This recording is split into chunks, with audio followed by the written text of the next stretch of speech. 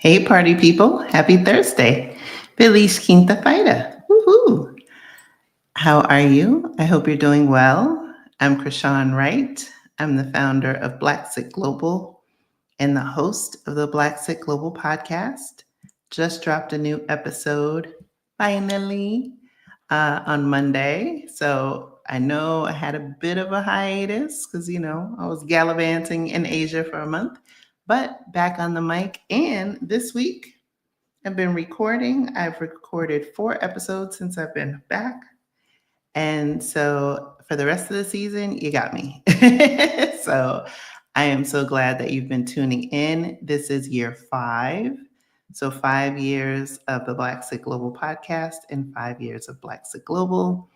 And in celebration for that, I am going to host an event. Now, you already know, if you've been following me, I'm hosting a meetup for Exodus Summit on October 24th. I'm also going to host a party to celebrate Black Sick Global turning 5. So more to come on that, but just letting you know so y'all can get your coinage together for these events. You can start looking at plane tickets and all those other things. I have my little fur friend on my lap because if you've been following the news in Portugal, you know that last night we had a very, very bad storm. We've been having rainy weather every day for almost 3 weeks. Sunday will make week 3. And last night was really severe. They said it was over 100-mile-an-hour winds, something like that. But it was rocking. There's been debris everywhere. Tropical depression, Martino. I think they said it might have been mile an hour or could have been kilometers. Still learning the metric system. Y'all forgive me.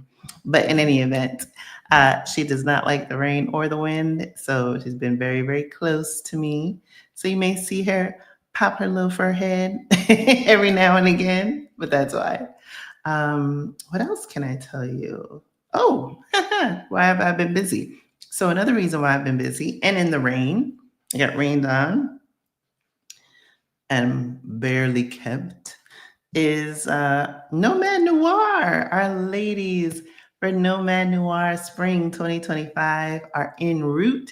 Some are here, some are on their way. I've been feverishly working today to get things prepped for them, especially in the midst of this weather. So I'm excited to have them there tomorrow. I'm not going to give it away. You just have to scout with me. So for the next 10 days, the ladies will be scouting with me all throughout Portugal. We're doing some slight itinerary changes, partly due to the weather, partly for me doing a little extra. But I'm excited to host them. And so we do have slots for those who are interested in the fall program. The fall program is in October.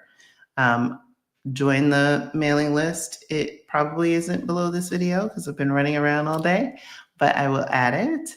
But yes, there's at least 1 slot open for October, possibly 2. I have to double check, but at least 1. So if you want to scout Portugal with me and I'll be your fairy scout mother, come through. All right. So let's see what's going on in this chat. Hey. We've got Greta in the house, one of our channel members. Hello, Greta. Yes. And first in the chat, Jametta, how are you? Hey. Yes, I know. I was going to tease it and it's like, who's going to know about how much I love New Zealand? How New Zealand was almost where I ended up. I knew you would know. And now I have a pathway. So we're going to go into that. And hey, Kay Renee, I'm going to do my hellos. Hey. Let me tell you, that wind was insane. I was fast asleep last night because I was like, okay, I really got to get rest tonight because I know today I was going to be running around trying to get things ready for the ladies. And man, that wind felt like it was going to take half the building. and when I went outside, part of the outside of there's three buildings in particular, but the one it had these like potted plants. Oh, there were plants all over the place, trees down, airplanes flipped upside down, cars. All these things were uprooted because we literally have had rain every day for almost 3 weeks. So all of the trees have been just sitting in water in the roots, which they're not supposed to. They're supposed to be sitting in soil. So I was on the phone with my mother yesterday. I was like, "Ooh, I hope we don't get like a bad windstorm." Well, I guess I shouldn't have put that out in the universe because that bad windstorm came last night, and my little fur baby was like, "Oh, I already sleep with you, but I'm going to sleep here on your neck." Thank you. It was rocking. I was like, wow, is this what like tornadic activity like feels like? Hey, Cheryl, PhD, how are you? Nitrix, hey, how are you? Hey. Yeah, I know everybody knows. Jackie, I know they're like, wait, New Zealand has a pathway. That's what she's been waiting for. Yes, she is me. So I guess I should go into the story. Some of y'all know the story. Some of y'all don't. Okay. Mm-hmm. All right. I'm sipping some tea. Hey, Greta Cobb's in the house. How are you? Do y'all want to hear like the whole story? Because I think it would be helpful. I think you probably should. Okay. Hey, hi Patricia. Hi, willing to fail, but willing to succeed in leaving America. So the story. So many of you know I am originally from the Bronx, and as a kid, I used to journal and fantasize about what I wanted to be when I grew up, where I wanted to live. And ever since I was a little girl, I wanted to live in New Zealand. So my life plan was when I turned 26, I was going to be a corporate lawyer living in New Zealand. By the time I was 26, I had graduated with my master's, had my son, was living in Albany, New York, so not New Zealand, and contemplating going back to school to get my law degree. But again, New Zealand was like gone. But I always wanted to live abroad. And so when my son was probably about 3 months old, I think, when we took him to Canada for the first time. And I was like, oh, and I wanted to try to move to Canada because I never wanted to live in America when I became an adult. And then I don't even know why, I didn't have bills to pay or anything like that. Like I was a kid. Um, But maybe it was just feeling out of place, feeling that there was something more. And so life happened, I got married, I had another child, life was lifing, got divorced. And so when I used to go to the beach, I took that up in my new life and I would fantasize like, oh, one day when I be in a relationship and we'll travel together. So I'm 51, almost 51 now. Still have not met my travel boo.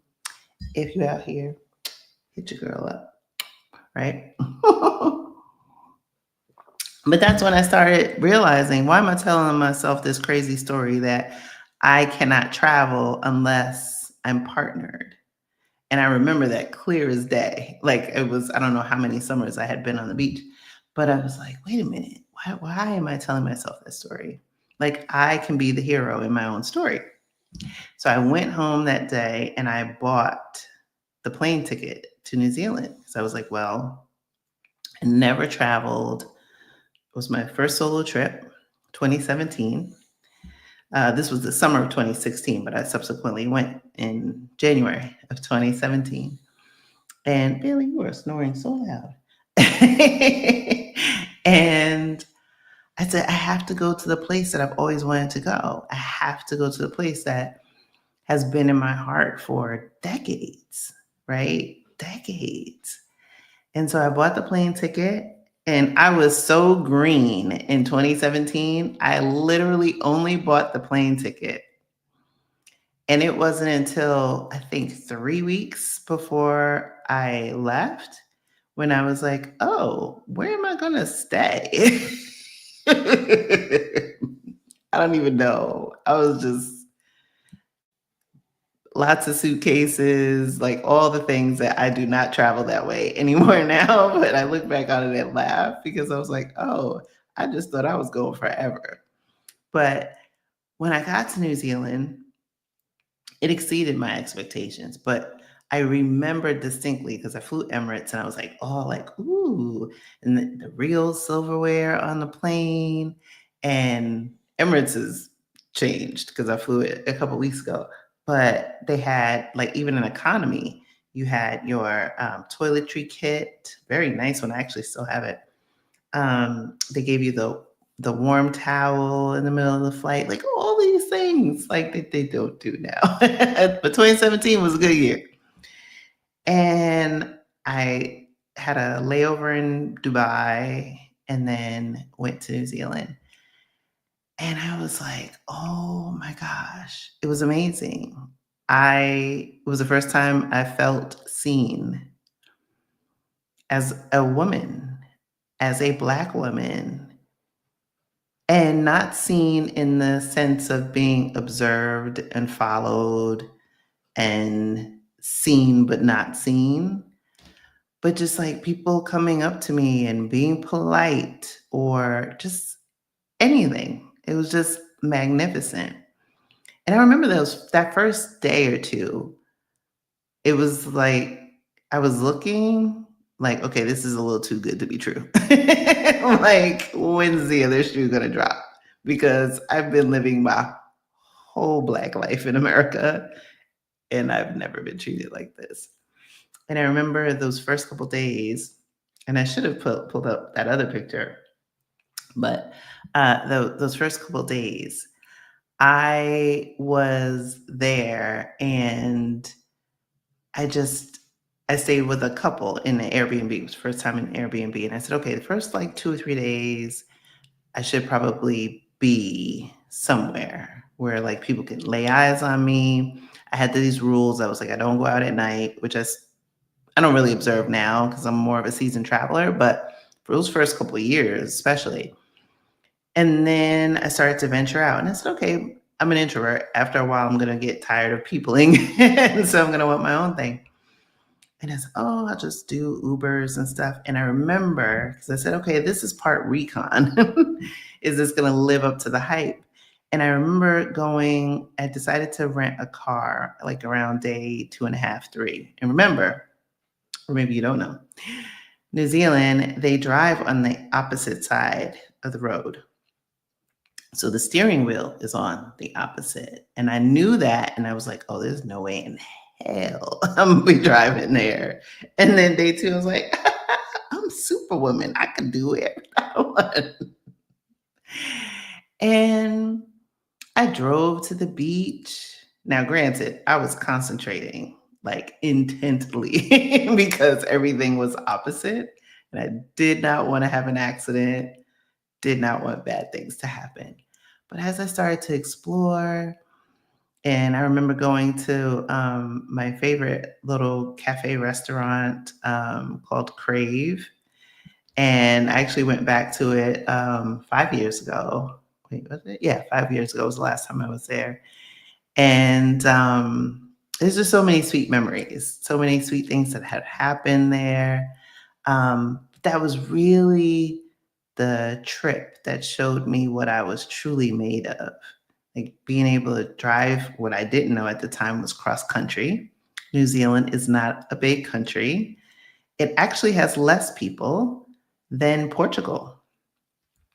Portugal is a country of 10 million. New Zealand, it's about 5 million, spread between the two islands. And I've only traveled the North Island, but I remember I hiked a volcano. I went zip lining. I'm afraid of heights. I also don't know how to swim. um, I did, drove cross country, as I mentioned. I went glowworm caving and all of these things that were just different for me, different than anything I had ever done. So anything I thought that was impossible, like impossible went out the window. It was just like, I'm going to have fun. And all of my hosts, my Airbnb hosts, were so wonderful. And at the time, and I'm sure it's changed since then, but they were so protective because I was traveling alone. And so I remember when I went to not Napier, I was in Rotorua. And that is like the geothermal activity is in Rotorua because that's the closest you can get to like the Earth's magma. And so they heat their homes, they cook their food. The Maori people there, they, like will roast a pig using the earth. There's these natural springs, hot springs that you can see like popping up everywhere. There was this wonderful park that I wound up walking through, and I just kept taking all these pictures because it was just like all of this, not seismic activity because that's like earthquake, I guess not volcanic. It was a lot of geothermal activity. And I remember seeing these signs all over the place because my host told me, he was like, don't be like the other tourists and take selfies and not pay attention because you're gonna die. And they literally had signs like all over the place because I was in this park and there would just be like a hole and hot steam. It was like a barrier, but not much. And I was like, wow. And there was just so much to do. So I felt completely safe. It is by far, I've traveled there now twice, my most favorite country in the world. Of the 20 countries now that I visited, it's still up there, right? Still my heart, still my bae, still my love. Um, and then as I was preparing for my Black Sit, because it was on that trip that I made the decision that in 2023, when my youngest went off to college, that I was going to move to New Zealand. And then I think we were in season 2 of the show. And she was like, that be a bridge too far, sister girl. Which was okay because I also discovered as I got closer to time, so this is now fast forwarding around 2020, that I was too old for a work visa and too young for a retirement visa in New Zealand. So I had this money. I was like, okay, I'm ready to go. And 3 years before my impending departure, even though I was doing all this goal setting and preparation, figured out that I could not qualify legally for a visa. So that set me on the path that ultimately led me here to Portugal. All right, so I'm gonna put a pin in the story there. Mm. Hey, my friends, how you doing? Yes, yes. Oh yeah, I visited Australia in 2020. Mm-mm, mm-mm. That ain't it. Now, granted, it was during the wildfires, but and it wasn't. And how do I put this?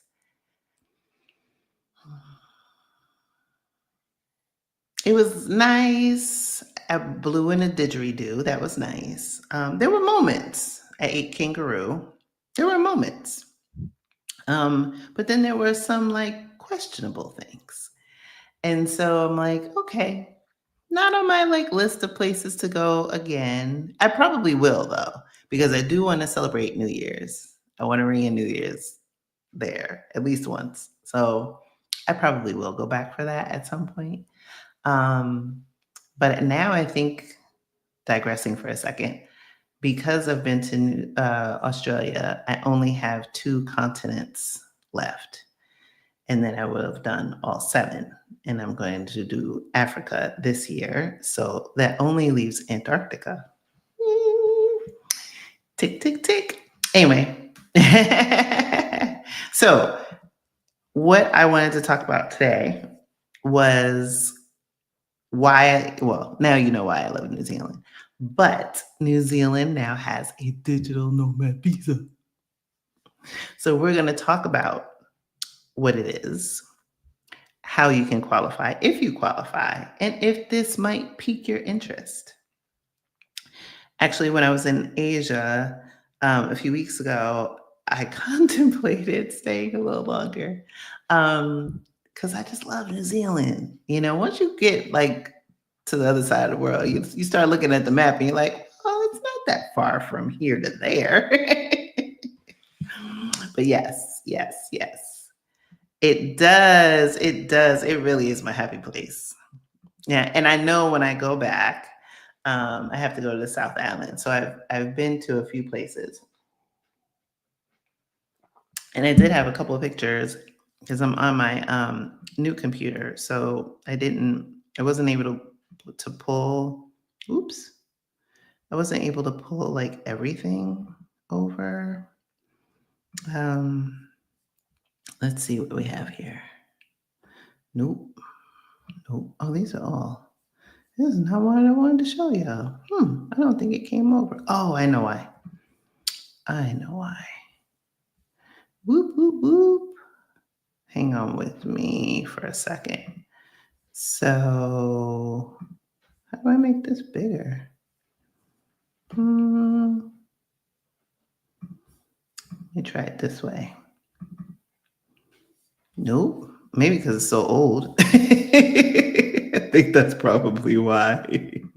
Because, technology has gotten way better now. I was trying to show you guys some pictures from New Zealand, but these pictures are from 2017. So the resolution is nowhere near the resolution that they have on these things now. So I'm going to have to do it a little differently. I don't know if it's going to let me. It might not let me be great. Let's see. Oh, no. Here we go. Let's try this. Y'all see that? That's me. It's not going to let me go any bigger, so sadly. But that's also the image for the thumbnail. That's me in Hobbiton. So for the Lord of the Rings fans, you can actually go to where the Lord of the Rings set is. So great story about it is, what am I trying to do? Okay. So great story about that. So before I went to New Zealand, my kids were like, oh, Mom, you're going to go to Hobbiton. And I was like, what? What's that? You didn't watch Lord of the Rings? No. So then I had to watch the Lord of the Rings. And so I said, okay, you know what? I'm going to go to Hobbiton. So I go to the tour because when they made the movie, none of that existed. They built it for the movie. And then they wound up doing, sequels. And then they said, well, why do we keep rebuilding the sets? The guy who had all the land, people kept coming to his property to see where they filmed it, even though there was nothing there. So then they made an agreement with him, paid him a bunch of money. And this man's set for generations. Okay. And it's bus tours, it's the whole bit. And you literally go into like where I was, and then they have these other things where they get the beer. Like it's beautiful. Hobbiton is beautiful. But I remember that day I was trying to park the rental car that I had, and I parked it in the wrong spot. And then because I was standing in line, somebody was like, you can't park there. And I was like, oh my gosh, I'm gonna be going all day. Like the car's gonna get towed. I'm thinking all the bad things.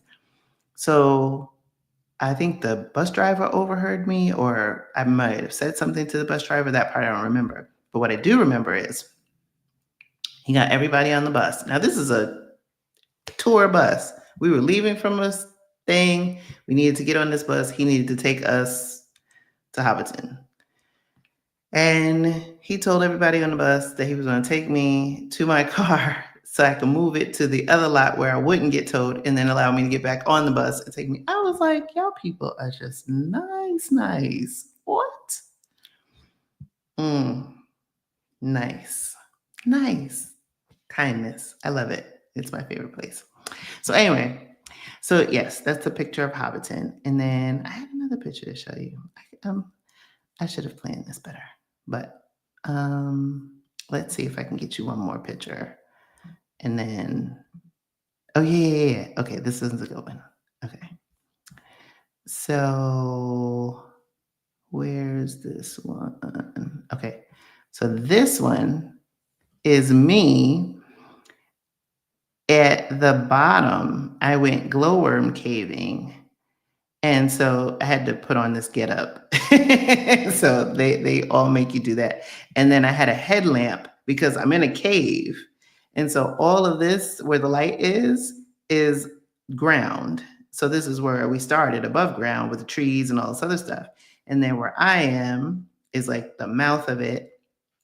And then you go deep. We got to fresh water. And then you go deep, where you cannot see anything else. And then you turn the headlamp off because your eyes have to settle. And then you open your eyes and it's all glowworms. And it looks like stars in the night sky. It's the most beautiful thing. It's beautiful. Baby, the Maori-men. Mm, mm, mm, mm, mm, mm, mm, mm, mm. Baby. And when they do that haka, and that tongue comes out, you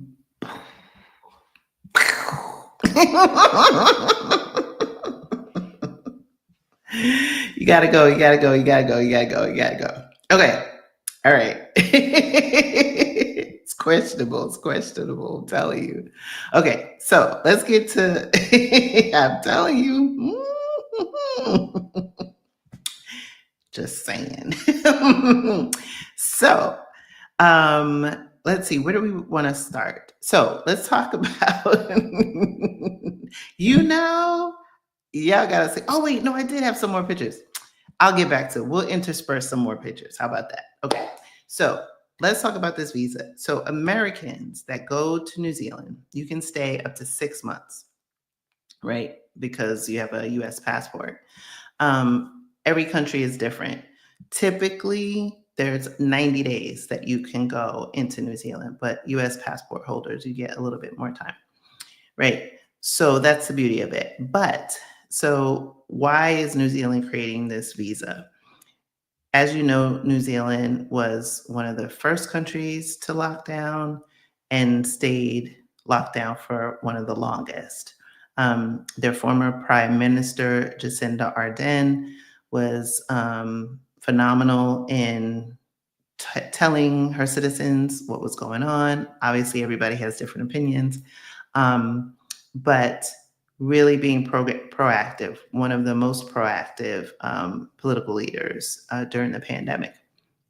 But as you can imagine, right, like most countries, inflation has happened as a result of the pandemic and the fact that they were closed and closed off for so long. So they were closed, didn't allow even Australians over. And then subsequently, that was the first country like they allowed over. And then they had the agreements and then they started to open up gradually, but very, very slowly. They did not rush it.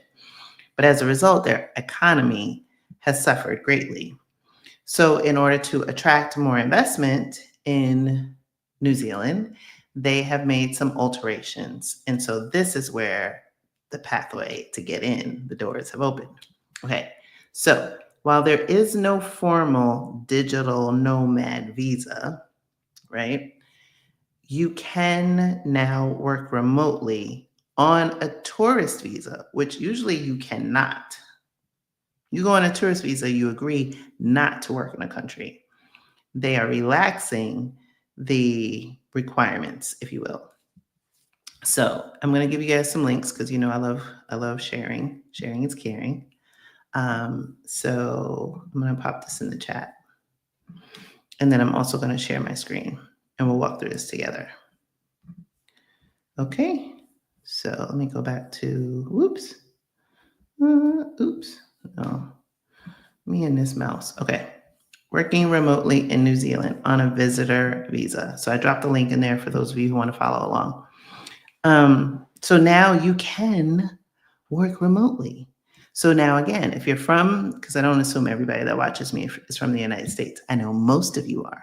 But if you are if you are a passport holder from another country and you only have 90 days, you can work as a digital nomad in New Zealand on your tourist visa, right? So nothing formal, no, threshold requirements. Some digital nomad visas say, like, for example, Portugal, you need to make at least $3,000 a month for 3 consecutive months just to be eligible. New Zealand said, we don't care how much you make. You want to work while you're here for 3 months? Go for it, boo. If you're an American, you get 6. You can extend it a little bit. But if you stay within the 90-day threshold, you don't have to pay tax to New Zealand. I'm going to say that again. If you stay only within the 90 days, New Zealand doesn't want any tax money from you because presumably you are going to pay taxes, especially if you're an American, to the country of your citizenship or somebody else, but you don't have to pay them. Now, if you stay over 90 days and you continue to work, then that changes the relationship. However, if you stay less than 90 days, you're good. Okay? All right. So that's the big thing. So there are some stipulations, right? You cannot work, like they tell you, you cannot work for a New Zealand employer. It says it right here. You cannot work for New Zealand. Nope. You have to be in New Zealand. Okay? And you cannot exchange goods and services with a New Zealand business or a New Zealander. Okay? So then below that, it talks about that you don't have to pay the tax. Assuming that the business or company that you're working for is overseas and not in New Zealand, because they clearly say you cannot work for a company in New Zealand, you're good. Now, if you choose to then change and get a job and work for a company in New Zealand, they would have to be able to sponsor you. That changes your visa status. That there's a whole other thing, which is not part of this conversation.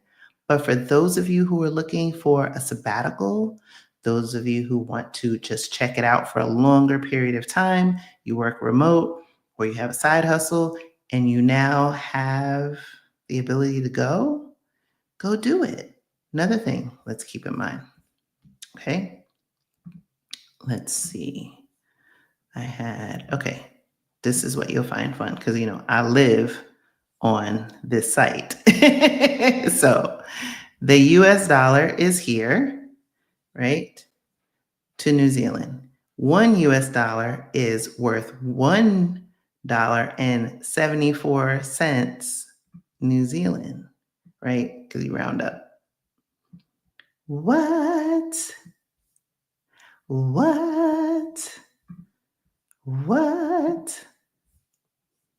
1 US dollar is worth $1.74. Another bonus. Hello. When I take my trips to New Zealand, talk about somebody who's balling. What? Because I already knew, right? Bridget said, let's go. I'm saying, you know. All right, let's see what else. So I had that for you. Uh, okay, I think I'm done with those pictures.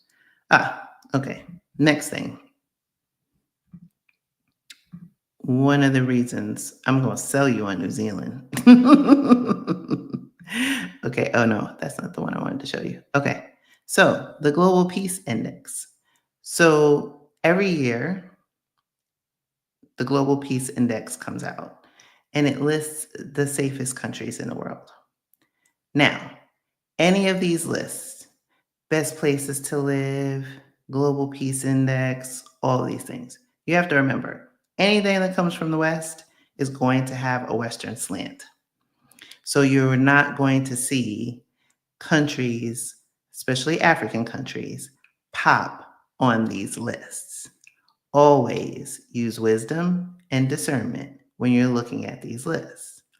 The lists that we come up with of our own volition, those are going to take into consideration other things that are important to us.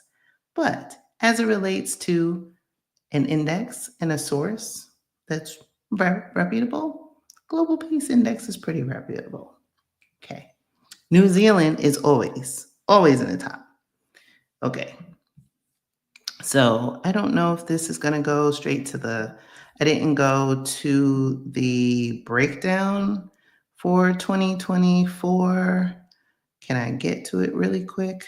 Yes, let me get to the rankings. It's on page 8. And then I'll project again. No. Oh, they're giving me all this mumbo jumbo. Just show me the list. Here we go. This is what I wanted. Okay. How can I do this and show you guys? Okay. Let's try it. Okay. So this is going to look a little small. Let me try and zoom in a little bit and I'll drop the link. Hang on. I'm going to drop you guys a link in the chat. And then we're going to go, whoops. Okay. We're going to zoom in a little bit. And can I go? Nope. Okay, New Zealand. You probably can see that. Okay. Number 4 on the Global Peace Index. Number 4. Portugal is number 7. Okay. The country from whence I came is... US is usually pretty down. Y'all see it before I do? It's got to be around here somewhere. I don't think it's in yellow. Where's the US? I see the UK. Let's see.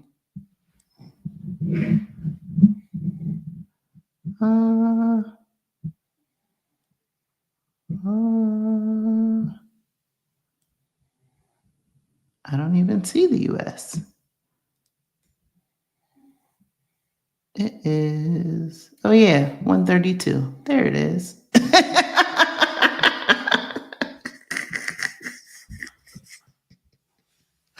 130. I had to go on the second page. I was like, it can't possibly be on the second page. Yes, the hell it is. Did y'all see the US on the second page? I know y'all saw the US on the second page. Did you? The US is on the second page. 132. So wait, hold up. So countries that are safer than the US, right? Number 84, Senegal. Number 119, Djibouti. I always love that name, Djibouti. Gabon, Togo, Zimbabwe, Kenya, Honduras, Lesotho, seeing as how somebody claimed during their presidential address that nobody knew where Lesotho was. But okay, it's another story for a different day. South Africa, Ecuador, Brazil.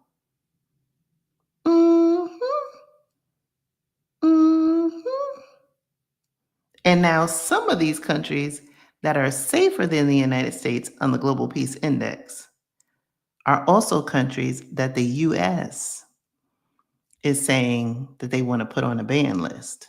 Just saying. Now, speaking of bans and lists and safe countries, countries like the United States put travel warnings and saying, oh, don't travel to such and such because some bad shit's going to happen. Baby, how about New Zealand put the US on a do not travel to list? Oh, clutch the pearls, baby. Just saying. I told you I'm going to sell you on New Zealand. Look, and Vietnam, right where I was there. Ghana's number 55. Yeah, y'all go look. Check it out. I know. Gotta just start laughing. 132. Them guns. Some guns, baby. Well, not just the guns, but But I'm marveling at all of the countries that like Madagascar, Cambodia, Tanzania. Oh my goodness. Nepal, Turkmenistan. It's all safer. So that's what I'm saying. Like, keep these things in mind, right? Okay. So I did that. Oh, maybe we'll do another picture. Yeah, maybe we'll do another picture for my last data point. All right, let's see if we can do this.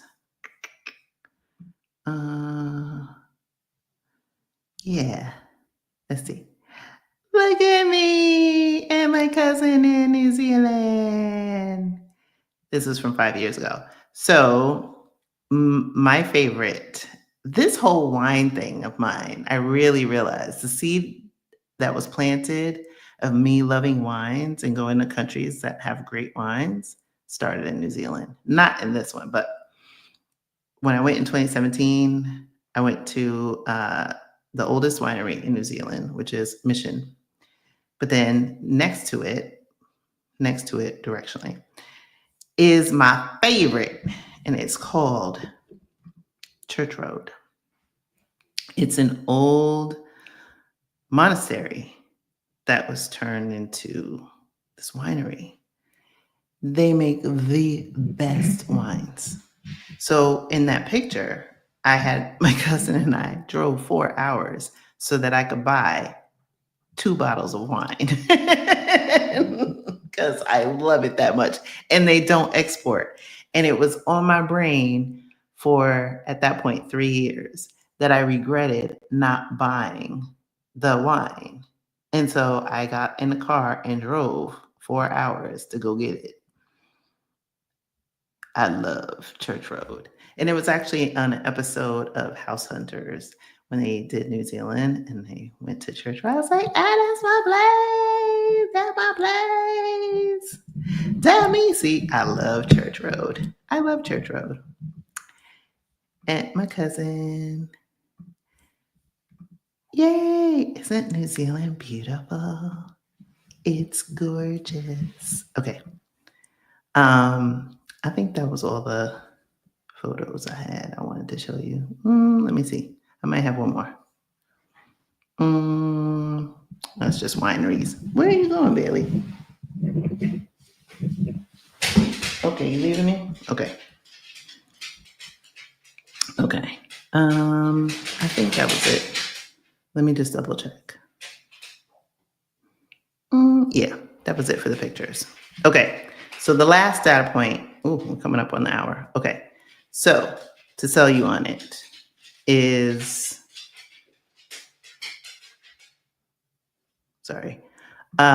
cost of living. Let's go into that.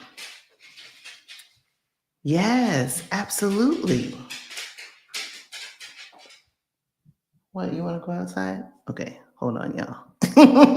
Let me leave y'all with something else to look at for a second. Okay, yeah, let me put this up. And then Bailey she can go explore. How about that?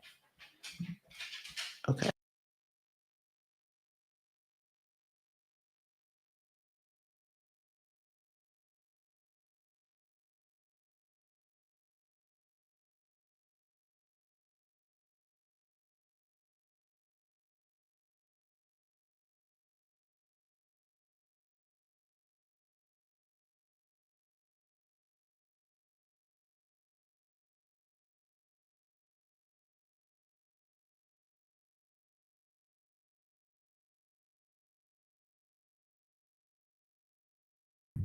I did all that, and I don't even think she's gonna. Oh no, she's gonna leave. Okay.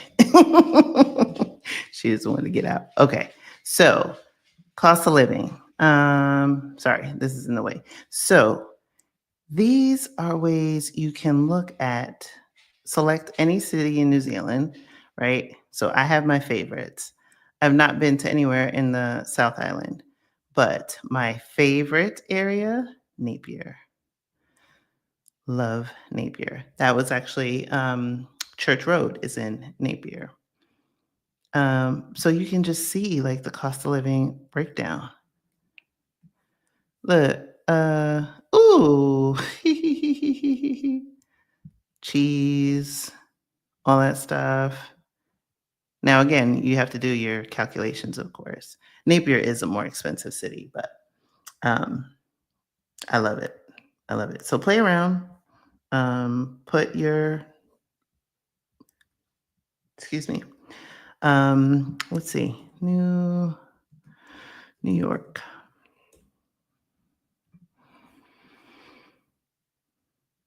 So cost of living in Napier is 46.8% lower than New York. Rent in Napier is 75.8% lower than New York. Restaurant prices, groceries. I'm just saying. And then you can just do the breakdown. Love it. Okay. I'm going to stop sharing that for a second. Okay. I think I've gone through, let me see, remotely. Yeah, because the golden visa there did change as well, but you need to have on the low end $3 million. If you have $3 million and you want to go to New Zealand on a golden visa, they have relaxed that a little bit too, right? So you don't have to speak English. That was a requirement. And what was the other one? Time in country was lessened. And I think that was the big thing. I think they gave more, they were more expansive, but I got $3 million. I'm not going for no golden visa. Sorry, New Zealand. No, I'll just go the other route. Okay. So I think, yep, see? Y'all, look, look, look. I love New Zealand.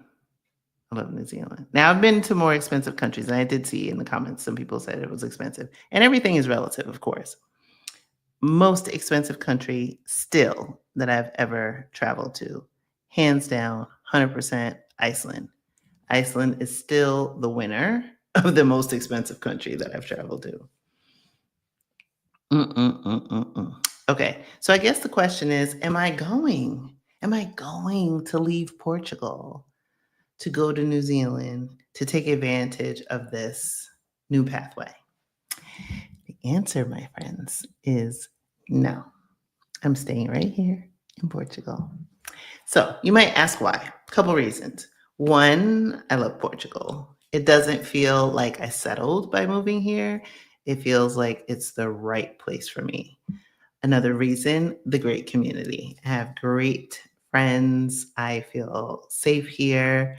As you saw on the Global Peace Index, right? Portugal's still up there, number 7. You know, the ones that are in the top like 10, they kind of, you know, trade places in every year in the index. But Portugal's always in the top as New Zealand. Another reason why I am staying in Portugal is in a few months, I will be halfway towards citizenship. And you remember on my video on why you have to be strategic in your move abroad, I really want to have a passport other than the United States. Because, do I need to elaborate? And then I have special tax treatment in Portugal and for the next 8 years. So I'm not giving that up. So by the time I am old enough to consider leaving Portugal, like meaning old enough in terms of, you know, the expiration of my tax treatment and other things like that, then I will have qualified for a visa potentially in New Zealand. And I can revisit it then. I'd still only be probably just turning 60. And so I can do it then. Oh, I did have one more thing to show you before I go into the comments. This is another thing I want you guys to consider for those of you, and I hope I've sparked your interest in New Zealand. Is you can go, I think their website is really, really good. Their immigration website, I think is one of the better websites that I've seen. So you can go, excuse me, onto their website. Let me just make sure you guys are seeing. Okay.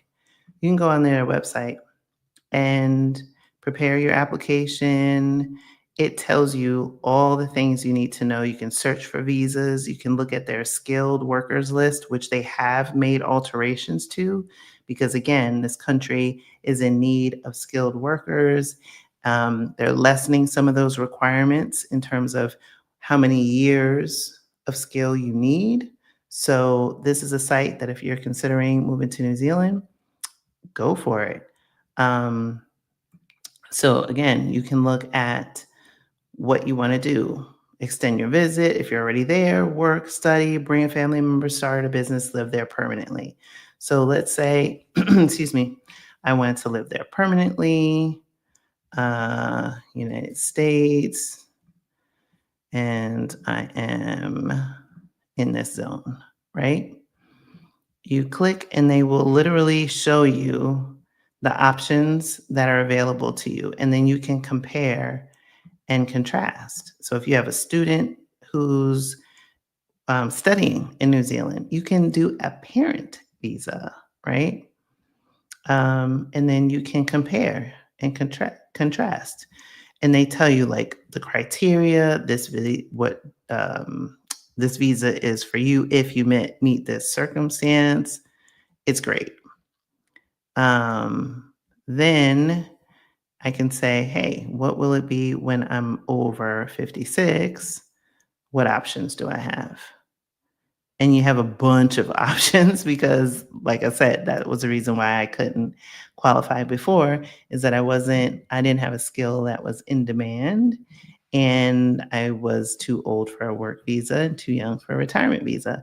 And now, look, all of these options became available when you're in that 56 plus band. So, for those of you who are considering New Zealand, check that site out. I dropped it in the chat. Okay, let me see them questions. And then, if there are none, in the words of Glenda the Good, I'm gonna go. Let's see. Mm. Mm. Yeah, New Zealand has so they're opposite. So their winter is, I mean, their summer is our winter. So I've only, wait, have I? Yeah, I've only gone to New Zealand in January and in February, which is their summer. Their summer. Yeah, when I flew just a couple weeks ago, it was the first time I flew in Emirates in a minute. And I was like, what happened? The only one that I will say, which was still like, well, not still, because that was the first time. I did the double decker flight, right? The plane that has 2 floors. That did not disappoint. I like that. But mm-mm, mm-mm, mm-mm. I think they have. I think they have lessened some of the requirements and the skills. So teachers would be on the skilled worker list, the demand list. So you can go on that site that I dropped, that last one, and check out the updates there. But yes, they have relaxed a bunch of the provisions. Um, Hey, Winnie B is in the house. Hey, hey, hey. Hey, hey, Wendy, how are you? Hi, how are you? Thanks for tuning in. My friend Wendy's here.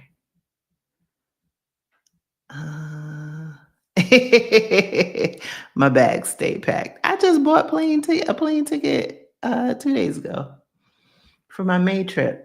I haven't bought my June ticket yet for my birthday trip. So May is Amsterdam, France, and Monaco. And June is Croatia and Montenegro. Yeah. And then tune in next week. Next week, I have a guest, and you'll find out which country just snuck in for my 2025 list. But I'm not going to tell you just yet. You'll have to tune in next week and find out which country we're going to talk about. Yes. Where's my travel boo? Where's my travel bae? Like, that's a big criteria. You gotta be willing to travel with me.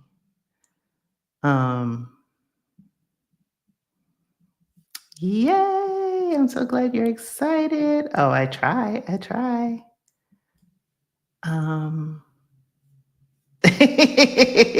I know some of y'all was trying to talk me into hosting like a trip or a meetup. I thought about doing that for Blacks of Global Turning 5. I did. I considered it. But yeah, I think New Zealand, I have a couple other countries that I think I'll squeeze it in when I do Japan. I think. Okay. Actually, VJ asks, would you consider a 60-day working trip next February and March? See, you're already in my brain. So yes, the plan for next year so far is Japan and possibly New Zealand. And then I would have to do the South Island because I can't go back to the North. I've done everything now in the North Country, so I've seen it all. I need to go south and explore that one. So that would be the plan. I just gotta work on that a little bit. But I do want to go to Japan because that would be the start of cherry blossom season. And that is something that I would love to see. Yes. And New Zealand wines. If I see New Zealand wine on a menu, forget it. That's the one I'm drinking. My kids even know that. They're like, oh, New Zealand. Let's see. I think I've answered that. We have the cost of living calculator.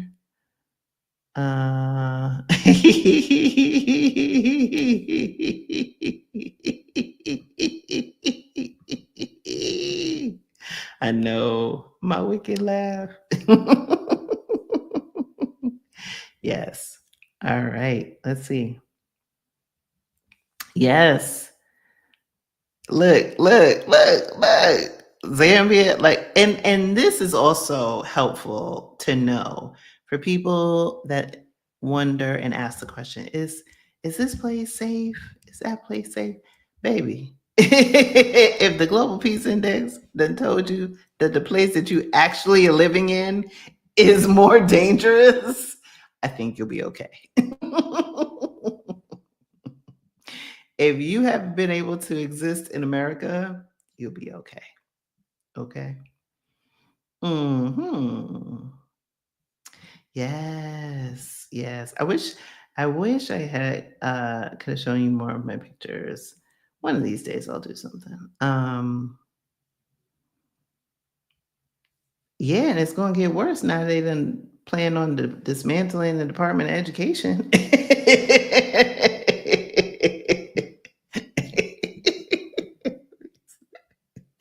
I gotta be good. Okay. Okay. Yes, it does. But for $3 million, nah. But apparently, Melon Felon is trying to sell U.S. citizenship for $5 million. Why?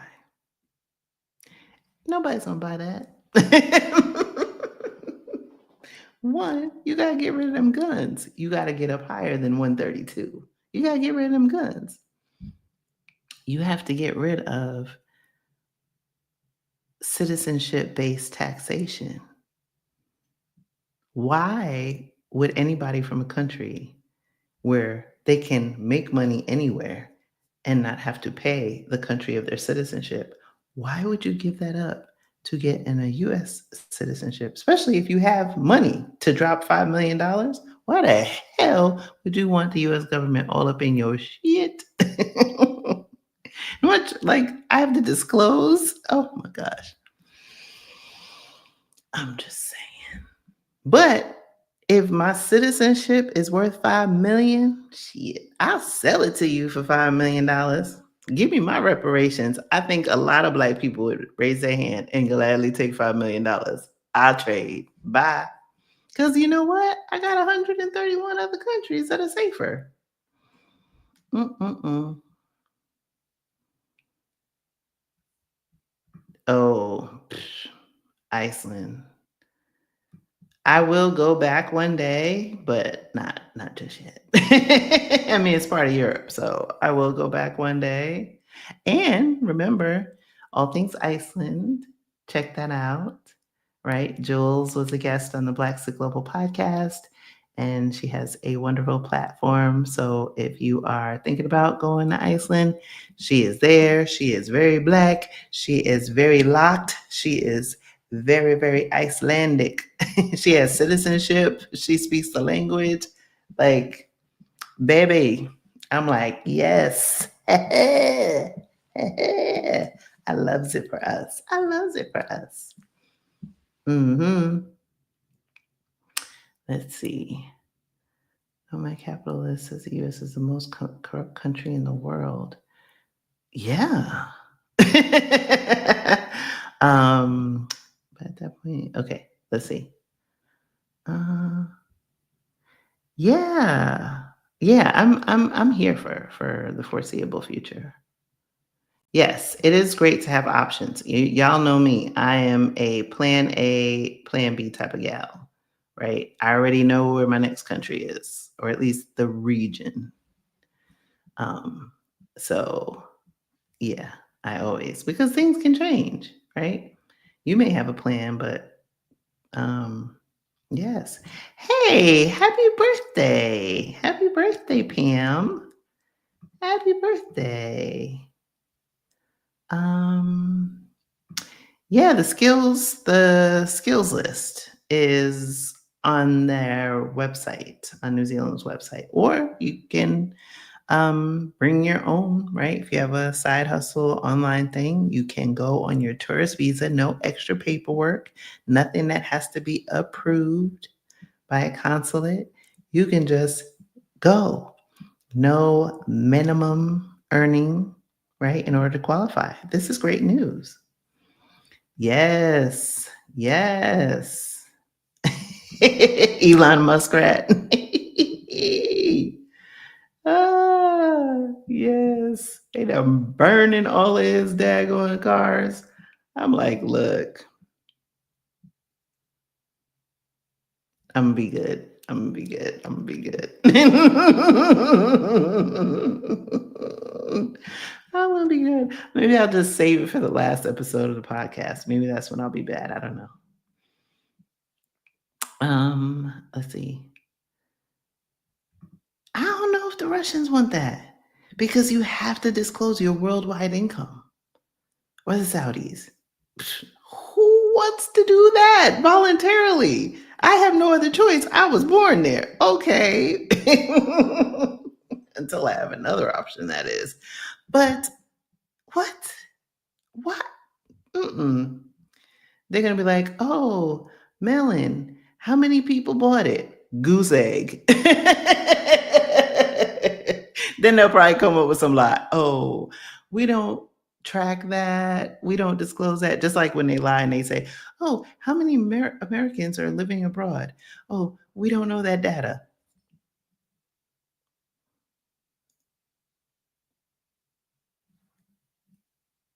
How you not know?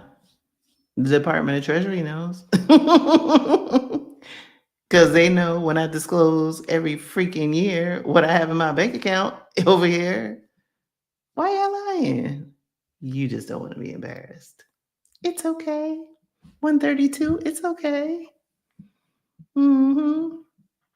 It's okay, 132. You don't have to feel bad.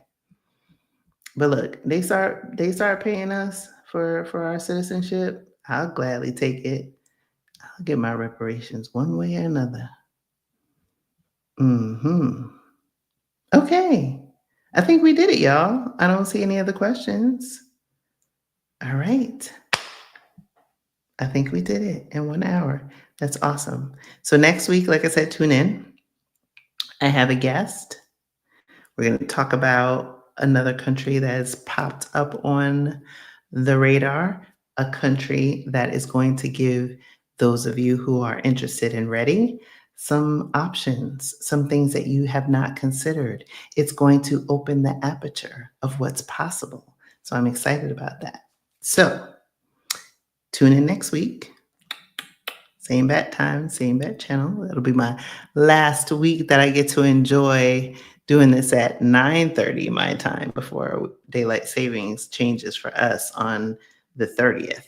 In the meantime, I'm going to get some rest because I have to be the hostess with the mostest for our Nomad Noir crew that's coming through.